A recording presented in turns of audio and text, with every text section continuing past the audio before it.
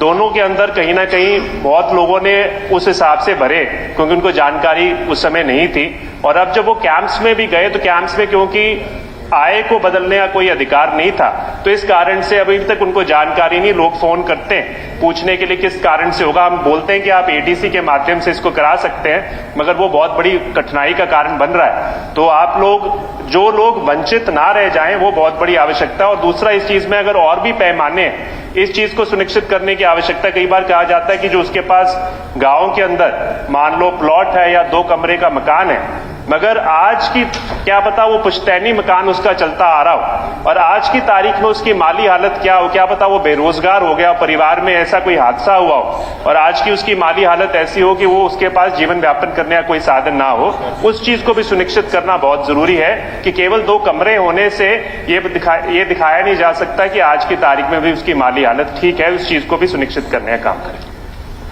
अध्यक्ष महोदय, माननीय सदस्य ने एक बात रखी कि कई जगह वेरिफिकेशन में दिक्कतें आती है। मैं चाहूंगा कि कोई उनका भी सुझाव हो तो जरूर दे। परिवार पहचान पत्र पे भी हम उसको सरल बनाएंगे कैसे किया जा सकता है।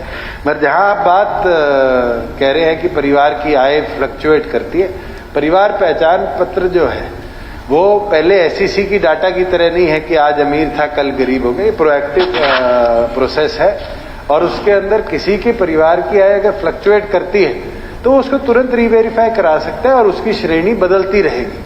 वहां जहां आप क्या कह रहे थे कि उसके 2 मकान गांव के अंदर, ये हमारी गाइडलाइंस नहीं है, गवर्नमेंट ऑफ इंडिया की गाइडलाइंस है जिसको गवर्नमेंट ऑफ हरियाणा ने फूड सेफ्टी एक्ट के अंदर अपनाया है, जिसके अंदर 5 एकड़ agriculture land, residential flat of 1000 square yard, residential plot of 100 square yards in municipalities, residential plot of 200 square yards in rural area, immovable assets of 1 crore or more।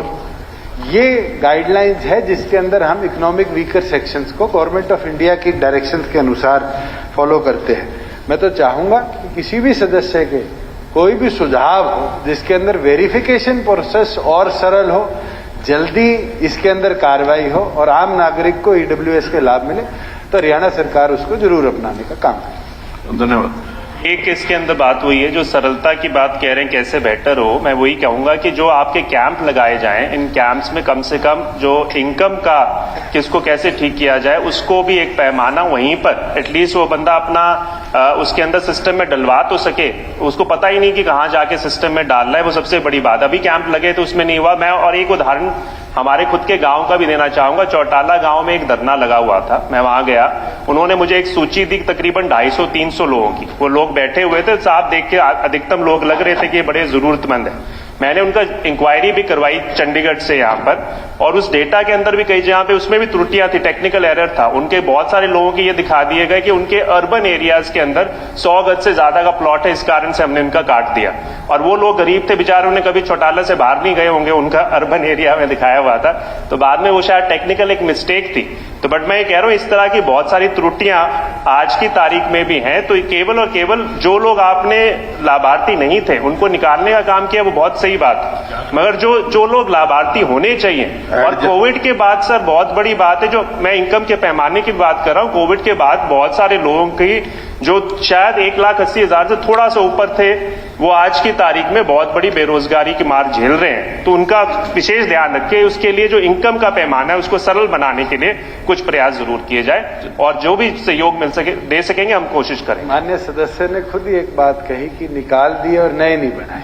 उनसे 12.5 लाख की party के सदस्य शीशपाल जी ने कहा कि 12 लाख से 15 लाख नए लोग नए बने। अगर